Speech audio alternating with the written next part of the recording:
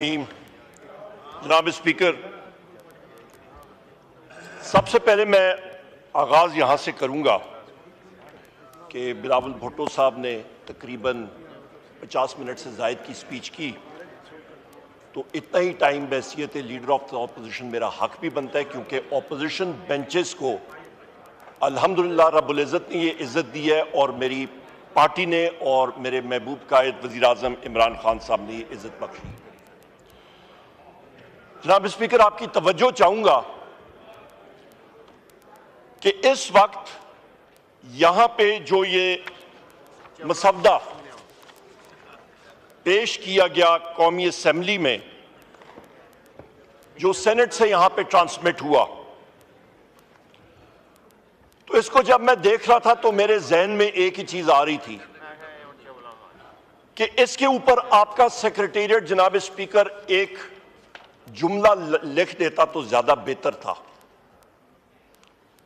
और वो जुमला ये है जनाब स्पीकर, वोट को इज्जत दो से बूट को इज्जत दो तक का सफर,